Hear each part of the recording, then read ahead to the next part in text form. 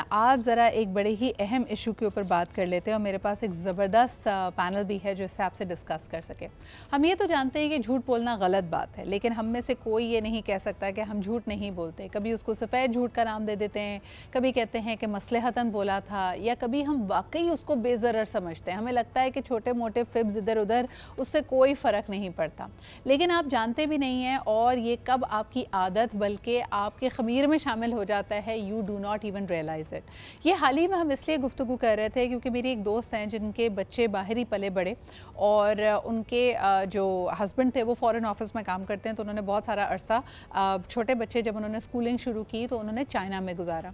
अब बच्चे तकरीबन 10-12 साल की उम्र में जब पाकिस्तान आए हैं तो बच्चे परेशान हैं। उनको लगता है कि अम्मी जितनी चीज़ों के बारे में कहा जाता है कि ये अच्छी बात है, आपको अपना काम खुद करना चाहिए, थैंक यू बोलना है, प्लीज़ बोलना है, झूठ नहीं बोलना है, किसी को नुकसान नहीं पहुंचाना है, कहते हैं we are just unable to understand कि यहाँ पे तो बड़ी फरावानी से झूठ बोला जाता है।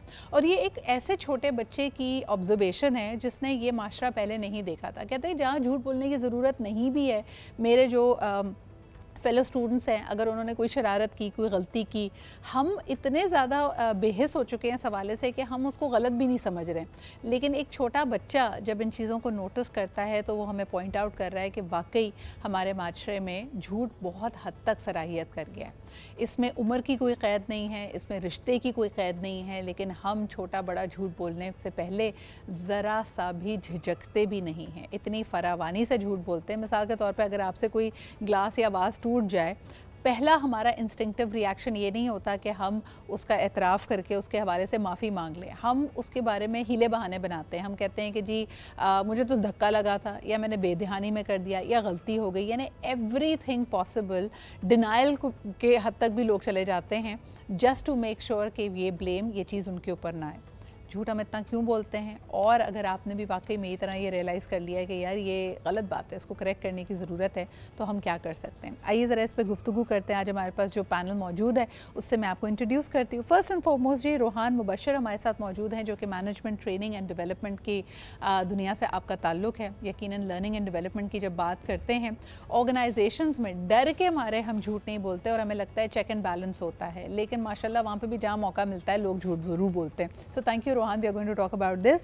Of course we also have with us Wajiya ji. Wajiya माहिर नफ्सियात हैं, वो यहाँ पे मौजूद हैं और वो भी हमारे साथ कवर करेंगी इस सब्जेक्ट को। मज़ीद डिटेल्स मेरे पास मिसिंग है, लेकिन चले जी वजिया से ये गुफ्तगू की ज़रा शुरुआत करते हैं। अस्सलाम वालेकुम वजिया, कैसी हैं आप? जी वालेकुम सलाम, थैंक यू फॉर हैविंग मी। अच्छा मुझे बताएं कि साइकोलॉजी में हम अक्सर सब्जेक्ट्स को बात कर रहे होते हैं नेचर वर्सेस नर्चर की, कि क्या ये हमारा पैदाइशी हमारा कोई मैन्युफैक्चरिंग फॉल्ट है या हम माशरे से सीखते हैं। झूठ के हवाले से आप क्या कहेंगी कि हम पैदाइशी झूठे हैं या ये हम अपने इर्द गिर्द से सीख रहे हैं? देखिए अगर तो हम पैदाइशी झूठे होते हैं तो दुनिया में सब लोग फिर झूठ बोल रहे होते हैं, ये हमारा सिर्फ मसला नहीं होता। सो एशियन स्पेशली हम बात करें, एशियंस में जो है ये लाइन इसलिए भी ज़्यादा कॉमन होता है क्योंकि यहाँ पे हम अगर बात करें तो हम बहुत ज़्यादा एक दूसरे की लाइफ में इन्वॉल्व होते हैं। यहाँ पे अगर आपका बच्चा 30 साल का भी है तो आपको एक एक चीज़ पता होनी चाहिए, तो उसमें क्या है कि इमेज आ जाता है, आपको एक इमेज मेंटेन करना है। फिर पनिशमेंट बहुत यहाँ पे है, डायरेक्ट पनिशमेंट की तरफ पेरेंट्स आ जाते हैं, थ्रेटन करने पे आ जाते हैं, वार्निंग देने पे आ जाते हैं कि नेक्स्ट टाइम ऐसे किया। तो एक तो पुअर हैंडलिंग भी है यहाँ पे, ठीक है। अगर कोई सच बोलता है, इवन कि मेरे पास सिद्रा यू वोंट बिलीव, मेरे पास कुछ बच्चे ऐसे भी आते हैं जो ये बताते हैं कि हमें स्कूल में पनिशमेंट सच बोलने पे मिली है। हमने कहा सच ना बोला होता, हमने इस चीज़ को छुपा दिया होता तो हमें टीचर से इतनी डांट नहीं पड़ती, या हमें टीचर सबके सामने इतना ज़्यादा जो है हमारी डिसरिस्पेक्ट नहीं करती। बच्चे ये कह रहे होते हैं। सो जो बच्चे बोलते हैं उनको हम बहुत बोल्ड कह देते हैं, जो सच बोलते हैं। यहाँ पे हम बोल्ड, बदतमीज़ या मैनेज नहीं है। अब वही बच्चा जब झूठ बोलेगा तो डेफिनेटली वो देखेगा कि मेरी तो चीज़ कवर अप हो गई, मुझे डांट भी नहीं पड़ी और सामने वाले ने मुझे अंडरस्टैंड कर लिया। ह्यूमन की एक नेचर होती है कि वो ये चाहता है उसको अंडरस्टैंड किया जाए। अब वो अंडरस्टैंडिंग के लिए चाहे उसको झूठ बोलना पड़े, चाहे उसको कोई भी मैनिपुलेशन करनी पड़े। वो कुछ ये भी रीजंस होती हैं कि कुछ लोगों को कंट्रोल करने की बहुत आदत होती है, ठीक है। कुछ अडल्ट्स होते हैं जिनकी सिचुएशंस को कंट्रोल करने की आदत होती है, तो वो मैनिपुलेशन में भी आती है लाइन, अगर कोई बहुत फ्रीक्वेंटली करता है या अपने पर्पसेस के लिए करता है। तो इसकी बहुत सारी रीजनिंग और फैक्टर्स काउंट होते हैं। बच्चे हम इसकी मज़ीद डिटेल में जाएंगे, लेकिन रूहान आपने क्या नोटिस किया है, छोटा बच्चा जब ये कह रहा है कि मुझे सच बोलने पे डांट पड़ रही है और वाकई हमारा एक मेल्टडाउन हो जाता है। अगर कोई भी बच्चा, एक तो हम शायद अपने साथ साथ अपने बच्चों को भी बिल्कुल परफेक्ट देखना चाहते हैं, उनमें कोई खामी, उनका कोई नेगेटिव इमोशन, सबसे ज़्यादा तो मुझे लगता है पेरेंट्स के तौर पर या एडल्ट के तौर पर हम खुद बड़े अनएक्सेप्टिंग हैं कि बच्चे को गुस्सा भी आ सकता है, वो चिड़चिड़ा भी हो सकता है, उससे कोई गलती भी हो सकती है, लेकिन जब आप उसको कोई मार्जिन ही गलती का नहीं दे रहे और बल्कि हम बतौर माशरा उसको ये सिखा रहे हैं कि गलती को कवर अप करो, ये वल्नरेबिलिटी, अपने अंदर फ्लॉज दिखाना, अपनी गलती मान लेना दरअसल एक वीकनेस है, तो ये उसकी पर्सनालिटी को कैसे शेप अप करी होती है? आप अपने इर्द गिर्द क्या देख रहे हैं? Firstly thank you Sidra for having me. I think ये ऐसा topic which is very close to our hearts all together. तो मुझे लगता है कि ओवरऑल ये जो भी कॉन्वर्जेसन है इसका एक बॉइलिंग पॉइंट है which is trust. So I think उस बच्चे को जिसकी आप बात करी हैं उसको नेचर एंड नर्चर दोनों में ये ट्रस्ट डेवलप होने में इतनी प्रॉब्लम हो रही है कि वो झूठ बोल के एक कोपिंग मैकेनिज्म में जा रहा है। So I think it revolves around trust only. अगर हम उसको वो अलाउ कर दें वो रूम कि वो बात कर सके जो हम एक्सेप्ट कर लें इन द फर्स्ट प्लेस, तो वो झूठ बोलने की जो habit in the first place develop हो रही है वो हो ही नहीं पाएगी। अच्छा, मुझे लगता है झूठ का ना अथॉरिटी से बड़ा ताल्लुक होता है। जहाँ एक इंसान अपने आप को हेल्पलेस महसूस करता है ना, तो वो चाहता है कि अगले शख्स के सामने अपनी वीकनेस, अपनी वल्नरेबिलिटी को ना शो करे। और आपने बिल्कुल सही कहा कि इसका बड़ा गहरा ताल्लुक ट्रस्ट से है। देखिए, एतराफ़ या कन्फेशन या सच आप उसी के सामने बोलते हैं जिस पे आपको एतबार होता है, जिस पे आपको ये लगता है कि यार ये शख्स मुझे धोखा नहीं देगा, इस पर्टिकुलर गलती की वजह से मुझे मुजरिम नहीं समझेगा और ये मेरी सेफ़ स्पेस है। अनफॉर्चुनेटली हमारी ज़िंदगी के बहुत सारे रिश्ते, बहुत सारे पहलू, वो लोग जिनके साथ हम ज़िंदगी गुजारते हैं और बतौर बड़े हमारे करीबी होते हैं, हम उनसे ये सच नहीं बोल सकते। हमारे साथ इस वक्त अब हमें ज्वाइन कर रही हैं सारा Abdullah, who is a talent acquisition manager. उनसे भी जानेंगे कि ये जो ट्रस्ट का गैप है ये क्यों है। सारा, एक चीज़ जो बड़ी अहम होती है ख़ास तौर पे वर्क एनवायरनमेंट में, वो एक मेंटोर का होना होता है। और मेंटोर से जहाँ आप बहुत सारी चीज़ें सीखते हैं, उससे आपका एतबार का, ट्रस्ट का इतना रिश्ता ज़रूर होना चाहिए कि अगर आप में कोई ख़ामी है, कोई आपसे गलती हुई है, तो आप उससे जाके शेयर कर सकें। आपने आजकल के वर्क एनवायरनमेंट में जहाँ लोगों की नौकरियाँ आनन फानन ख़त्म हो जाती हैं, एक ज़रा सी गलती के ऊपर लोगों को निकाल दिया जाता है, ये ट्रस्ट लोगों के पास है या वो भी झूठ का ही सहारा लेते हैं अपने आप को कवर अप करने के लिए? अच्छा जी, सारा के साथ हमारी आवाज़ को सही करें। रोहान, आप क्या कहेंगे इसी मौजू के ऊपर? Do you see that trust being there? I think coming from an organization like that which values trust, I think in the true sense of it, तो मुझे लगता है कि organizations are being very more informed about it। तो वो क्या कर रही हैं, वो सजेशन बॉक्सेस, कंप्लेन बॉक्सेस, इस तरह की चीज़ें रख रही हैं जिसमें हो ये रहा है कि आप कॉन्फिडेंशियलिटी के साथ किसी न किसी इशू के बारे में कम्युनिकेट कर रहे हो। So at the end of the day they are also trying to create the feeling of trust कि यार आप इन्फॉर्म कर सकते हो हमें, then we can take some corrective action. But I think this also in the capacity revolves around दो तरह के मेजर, या तो करेक्टिव मेजर हो या प्यूनिटिव मेजर हो। हम लोग झूठ इसलिए बोल रहे हैं आई थिंक क्योंकि हम प्यूनिटिव मेजर से बचना चाहते हैं कि यार इसका जो कॉन्सिक्वेंस है उसको मैं बेयर नहीं कर सकता तो मैं झूठ बोल लूँ क्योंकि ये ईजी वे आउट है। But then you also initially mentioned कि ये एक हैबिट बन जाती है and then you keep on doing it just to gain that the place that you have कि यार मैं झूठ बोलूँगा तो ये फ़ायदा मुझे होगा। I think being a psychologist उन्होंने स्टार्ट में मैंशन भी किया ये, and I think I will also want to comment on that कि हमारे ब्रेन में एक केमिकल भी है, I don't remember the name exactly, but I think that chemical is release when we talk about something in the sense कि हमने अगर झूठ बोला है ना, सो वो कुछ chemical in certain quantity release हो जाता है, and then when you keep doing that so your brain is kind of addicted to that chemical कि जब तक वो रिलीज नहीं होगा क्योंकि आपने झूठ नहीं बोला है, so you are not in the right state of mind self.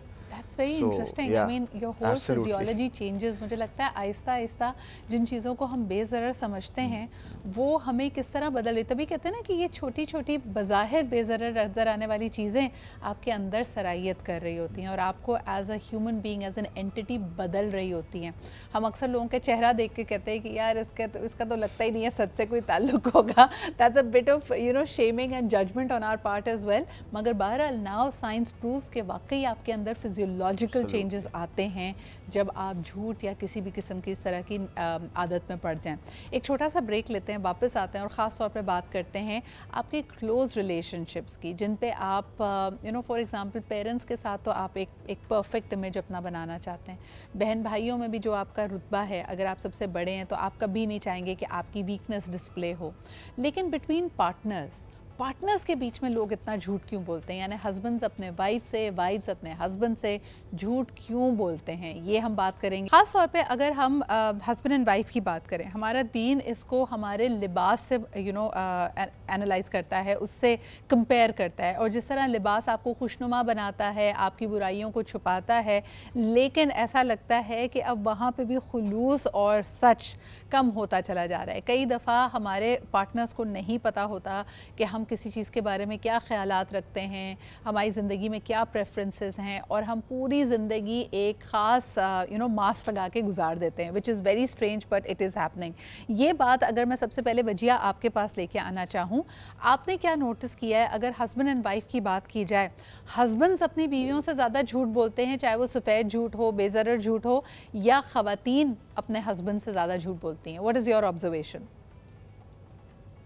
अच्छा देखिए, अगर हम दोनों को ही देखें जेंडर्स को, ठीक है, उसमें दोनों के अपने अपने क्योंकि एजेंडाज होते हैं, अपनी अपनी पर्सनालिटीज होती हैं, कोपिंग मैकेनिज्म्स होते हैं, तो इसमें जो रेशियो देखा गया वो तो आप रिसर्च में भी अगर हम देखें तो उसमें जो है फीमेल की साइड से वो चीज़ ज़्यादा आ रही होती है, मेल की साइड से होती कम है, लेकिन वो बिल्कुल उस पॉइंट पे होती है जहाँ पे एक्सपेक्ट नहीं कोई कर रहा होता, जहाँ पे रिलेशनशिप की लॉयल्टी के ऊपर हम बात कर रहे होते हैं। लेकिन फीमेल की अगर हम बात करें तो वो दिन भर में बहुत सारे ऐसे मामलात होते हैं जिसमें ये चीज़ हम इसलिए नहीं कि मैं एक फीमेल हूँ, बल्कि एज अ क्लिनिकल साइकोलॉजिस्ट मैंने ऑब्जर्व किया है कि जितने भी केसेस मेरे पास इवन के मेल भी लेके आते हैं फीमेल के हवाले से, वाइफ की बात कर रहे होते हैं, तो उसमें चीज़ ज़्यादा देखी जाती है कि वो दिन भर की जो चीज़ें हैं उनमें जो है एक सेफ स्पेस रखने के लिए, जैसे हमने ट्रस्ट की बात की कि कोई क्लैश ना हो जाए, बच्चों के साथ कोई क्लैश ना हो जाए, घर के एनवायरनमेंट को मेंटेन रखने के लिए भी हो रही होती है। नेगेटिव की बात करें तो उसमें वही फीमेल जो कंट्रोलिंग बात कर रहे हैं, कंट्रोल लेने के लिए, चीज़ों को अपने हाथ में रखने के लिए, उसमें भी ये चीज़ देखी गई है। और मेल की अगर बात करूँ,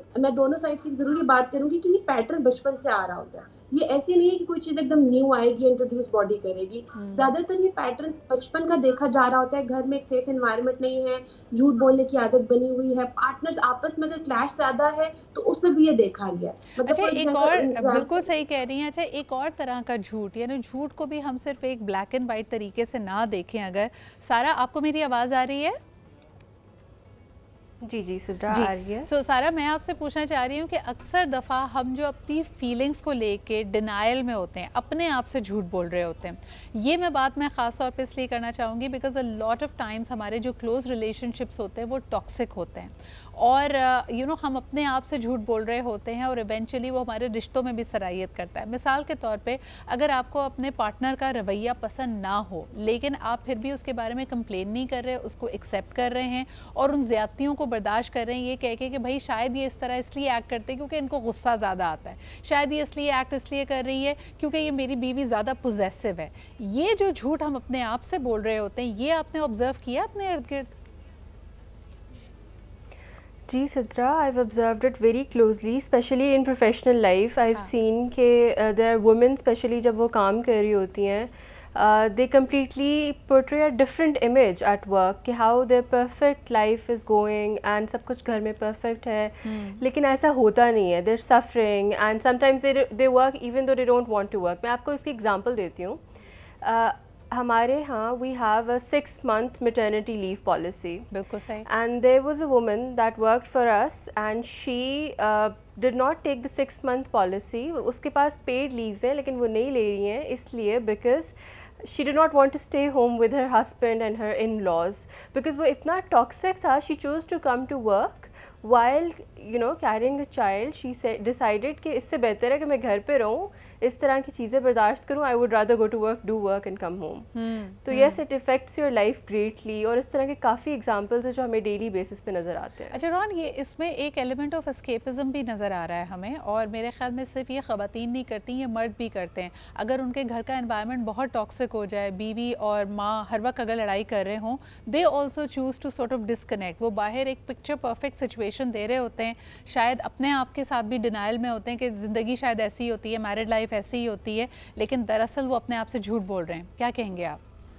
आई थिंक बहुत स्पॉट ऑन बात है, एंड आई थिंक इसमें एक जो एम्बिट देखने वाला है वो ये है कि एक इंस्टेंट ग्रेटिफिकेशन इस झूठ से ड्राइव हो जाती है कि अगर आप वो झूठ बोल दे तो एट टाइम बोलते हैं ना कि यार वो वाला झूठ बोल दिया जो एक मसले को बढ़ाने में आपने मसला कम कर दिया, तो वो झूठ नहीं है।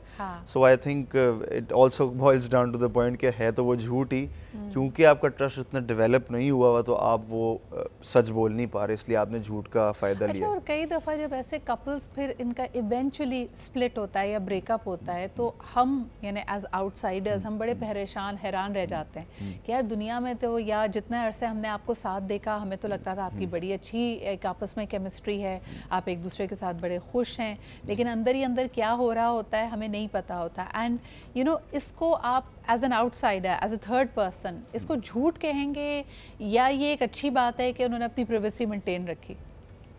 क्या कहेंगे? I think it's a grey area हाँ। और इसमें चूज़ करना काफ़ी मुश्किल है, बट आई थिंक मुझे लगता है कि प्राइवेसी मेंटेन करना भी एक one part of the element है। हाँ। और प्राइवेसी मेंटेन करनी चाहिए but not at the cost of वो वाला झूठ, एज लॉन्ग एज कि आप अपने आप से सच बोल रहे हैं। यानी कई दफ़ा ये होता है कि आप ठीक है आप अपने मसलों को दुनिया के सामने अया नहीं करना चाहते, लेकिन अकेले में अपने आप से सच बोलना बहुत ज़रूरी है। अगर आप ये प्रिटेंड करते रहें कि नहीं ऑल इज़ वेल, तो Aahista Aahista it will start ruining your mental health, your physical health. एक कॉलर हमारे साथ हैं, आइए उनकी बात सुनते हैं। हेलो, अस्सलाम वालेकुम। वालेकुम सलाम, गुड मॉर्निंग सदा। इकबाल, गुड मॉर्निंग याया, क्या हाल चाल?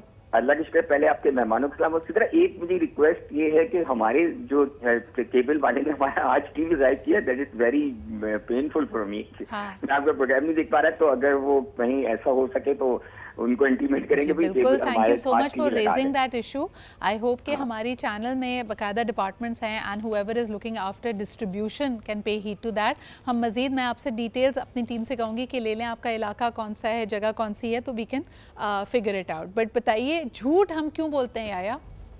हम इसलिए बोलते हैं कि हम अपनी कोताहियों और कमजोरियों को छुपाने के लिए झूठ बोल रहे होते हैं, लेकिन अपने आप को धोखा दे रहे होते हैं। हाँ। अब एक बात बताऊं, मैंने इत्तेफाक से एक दफा मेरी और मेरी वाइफ का एक इंटरव्यू था एक टीवी चैनल पे, तो वो हम बड़े आइडियल कपल के तौर पेश हुए थे और लाइव था। उसके बाद मेरी थोड़ी देर बाद मेरे दोस्तों के फोन आए कि तुम कितना झूठ बोलते हो।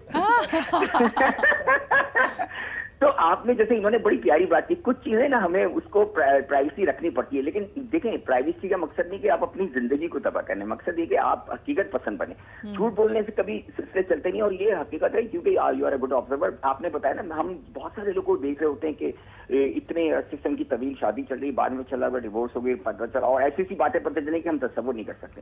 तो सबसे पहली बात है कि आप बड़ा क्लियर रहें। झूठ बोलने से आप कभी हकीकत से भाग नहीं सकते और रियलिटी को एक्सेप्ट कर। मेरा एक सवाल मुख्तसर सा ये आपसे भी और के पैनल से भी, देखिए बात है कि जो इस तरह के रिश्ते होते हैं ना, जो बहुत जैसे करीबी, अब जब मियां बीवी का रिश्ता है, सारे ये तो एक ऐसा रिश्ता है, इसमें अगर आप मतलब झूठ बोल रहे हैं और छुपा रहे हैं, तो क्या आपका ट्रस्ट लेवल रह सकता है? क्या आपकी सस्टेनेबल रह सकती चीज है? तो आप इसमें कितना आपको सच बोलना चाहिए और कितने हद तक झूठ बोल के अपनी जिंदगी को बचा सकते हैं? ये मेरा सवाल। बहुत अच्छी बात आपने कही है कि फॉर एग्ज़ाम्पल आप कितने अरसे तक एक रिश्ते को सस्टेन कर सकते हैं अगर उसमें सदाकत ना हो। देखिए जहाँ सच आएगा वहाँ पे आपकी डिफेंसिवनेस नीचे जाएगी, आप अपने आप को वल्नरेबल महसूस करेंगे, आप अपने आप को एक्सपोज्ड फील करेंगे। लेकिन हर एक की ज़िंदगी में एक ऐसा सेफ़ स्पेस ज़रूर होना चाहिए, कुछ रिश्ते ऐसे ज़रूर होने चाहिए जहाँ आपको ये सेफ्टी महसूस हो, जहाँ आपको अपने चेहरे के ऊपर कोई मुखौटा, कोई मास्क लगाना ना पड़े और आपको आप जैसे हैं वैसे एक्सेप्ट किया जाए। एक छोटा सा ब्रेक लेते हैं, वापस आएंगे। एक और बात इसी में मैं ऐड करना चाहूँगी जो याया का सवाल है कि हम अक्सर सुनते हैं कि सच कड़वा होता है। सच कड़वा होता है या हमारा अंदाज़े बयां कड़वा होता है? बिकॉज सच तो सच है, सच को तो एक्सेप्ट करने में हमें कोई कबाहत नहीं होनी चाहिए, लेकिन वो जिस तरह कहा जाता है, जिस तरह चुभता है, क्या उसकी चुभन को हम कम कर सकते हैं? अच्छा जी, हम बात कर रहे हैं कि पिक्चर परफेक्ट बनाने के चक्कर में हम अक्सर दफ़ा झूठ बोलते भी हैं, झूठ सहते भी हैं। ब्रेक पे जाने से पहले हम बात कर रहे थे सच कड़वा होता है। अक्सर औकात हमें मीठा मीठा झूठ ज़्यादा बेहतर लगता है बजाय इसके कि हम किसी कड़वी हकीकत को एक्सेप्ट करें।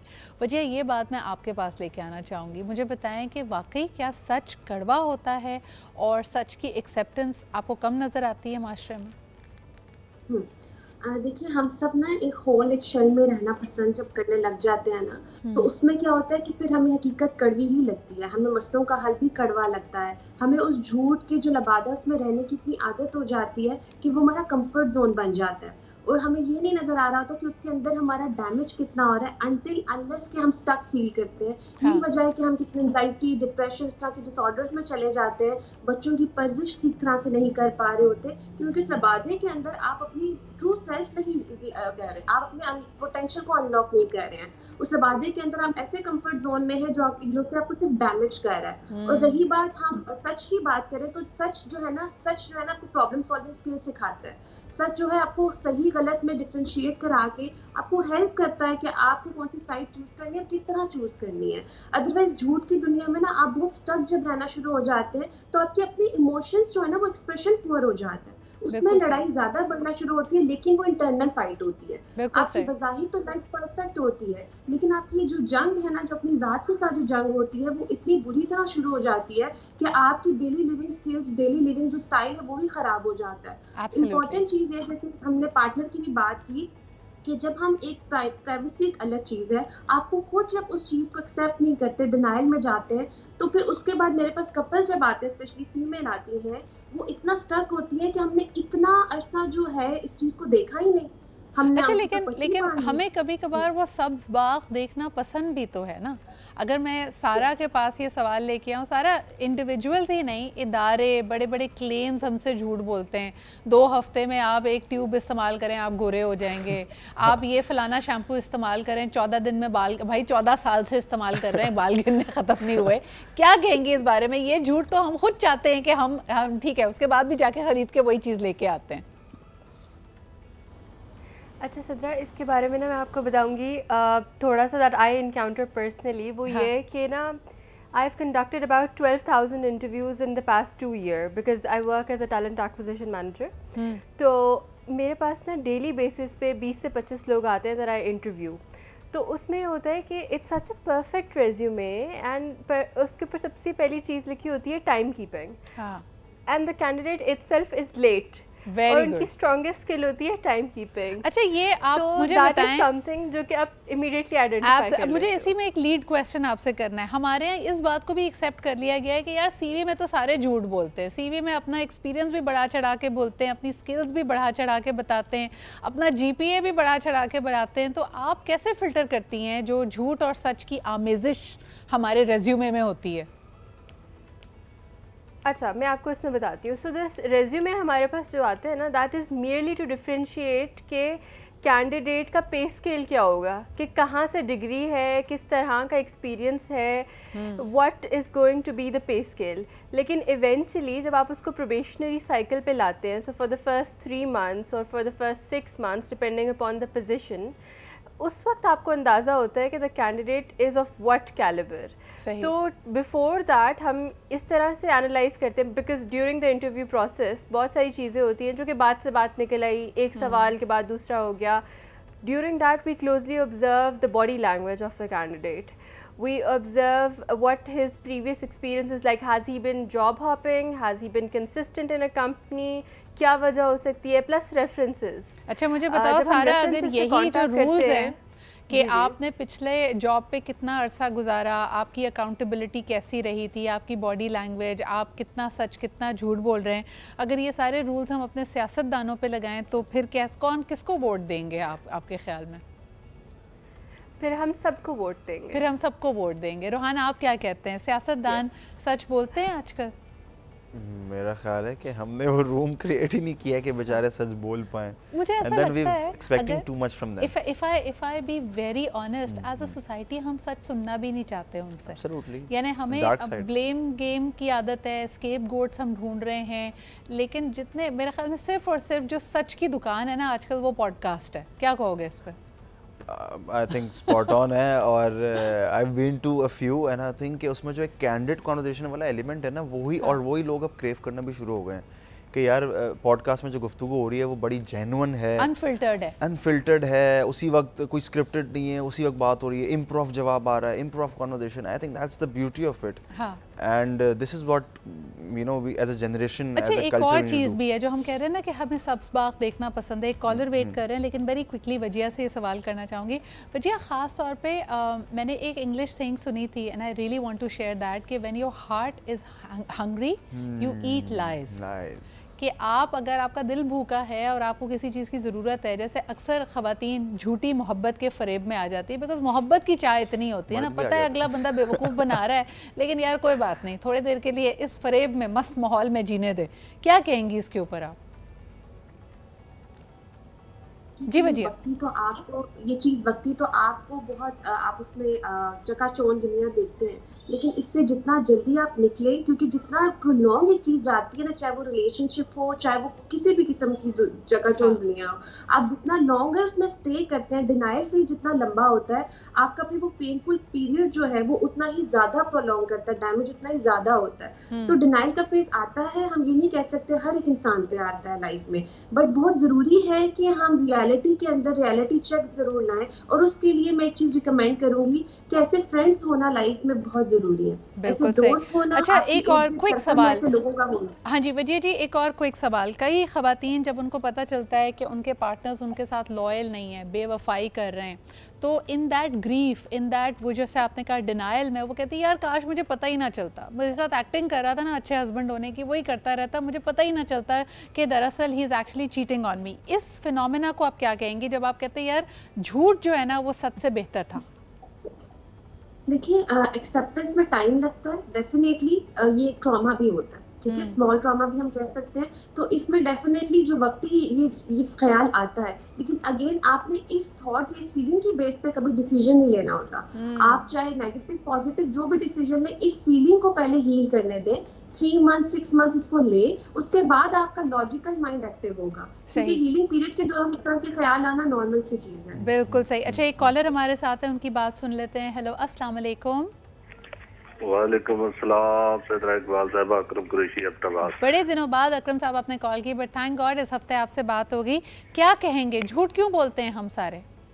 सैयदा इकबाल साहबा, 100 मंजिल बना ले जिसकी बुनियाद रेत पे रखी जाए, रेत की दीवारें से जिसकी फाउंड के अंदर रेत मार दी जाए, अक्सर वो जाती है।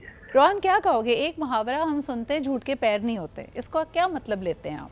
मुझे लगता है कि बात बहुत स्पॉट ऑन है कि झूठ के वाकई पैर नहीं होते, because I think it's a pattern also कि एक बार आपने बोला, अब उसको बचाने के लिए ज़ाहिर क्योंकि वो झूठ है, तो कुछ सपोर्टिंग रोल भी चाहिए, तो आप सपोर्टिंग रोल में ढूंढेंगे किसी और कुछ और चीज़ को जो उस बात को सपोर्ट कर सके, तो एक और झूठ, एक और झूठ, so it's going to be piling up, piling up, piling up. और जैसे कि इन्होंने मेंशन किया कि वो पाइल इतना बड़ा हो जाता है कि फिर हम एक टाइम पे कहते हैं कि यार नहीं, वो पाइल ही ठीक ही था, वहीं पे मुझे रहना चाहिए था। अच्छा एक और, अभी मैंने हाल ही में जियोपॉलिटिकल सिचुएशन से कनेक्ट कर रही हूँ, लेकिन मुझे बड़ी इंटरेस्टिंग लगी इल्हाम जो कि हाउस ऑफ रिप्रेजेंटेटिव्स में शामिल हैं अमेरिका की। उन्होंने कहा कि जी ये इजरायली फोर्सेस को don't they understand how the internet works, because पहले जब आपने अस्पताल पे हमला कर दिया तो आपने उसके शादियाने बजाए उसका क्रेडिट लिया कि ओहो देखो वी हैव अटैक्ड इट, और 5 मिनट के अंदर अंदर जब आपको पता था कि दुनिया ने इसको वॉर क्राइम कहना है और आपसे बहुत बड़ी गलती सरजद हुई है, तो आपने एक अभाम, एक कन्फ्यूजन पैदा कर दिया कि जी हमने तो नहीं मारा था, हमास का अपना रॉकेट इधर मिस फायर हो गया। So I mean people don't even realise कि अब स्क्रीनशॉट्स का ज़माना है, इंटरनेट आपको पूरी तरह से एक्सपोज कर देता है, और ख़ास तौर पे ना सिर्फ स्क्रीनशॉट्स का ज़माना है, मिस इन्फॉर्मेशन और फेक न्यूज़ का भी ज़माना है। यानी झूठ को भी इतने माशाल्लाह टूल्स कभी नहीं मैसर थे जितने आज मैसर हैं। सारा बड़ी बड़ी ऑर्गेनाइजेशंस जो मिलियंस ऑफ डॉलर्स अपनी साख को बनाने में, अपनी मार्केटिंग, अपनी एडवर्टाइजिंग पे खर्च करती हैं, उनका जो पूरा इमेज है वो झाग की तरह बैठ सकता है with in a few hours on the internet. अब वो सच हो झूठ हो, आपके पास जो डेफमेशन के इस वक्त टूल्स मौजूद हैं वो शायद कभी नहीं थे। ये कितनी एक खौफनाक दुनिया को क्रिएट कर रहा है आपके ख्याल में? अच्छा इसका मैं आपको एग्जांपल देती हूँ।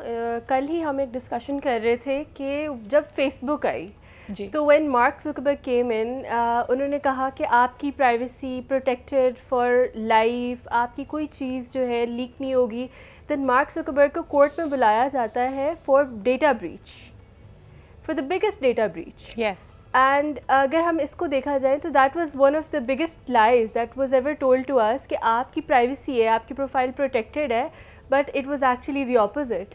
It is not protected, in fact it's sold to companies so that they can target you for the right product, right ads. आप कभी कभी नोटिस करेंगी कि फ़ोन यूज़ करते हुए आप एक चीज़ के बारे में बात कर रहे होंगे और उसकी ऐड आ जाएगी आपको थोड़ी देर बाद. बिल्कुल.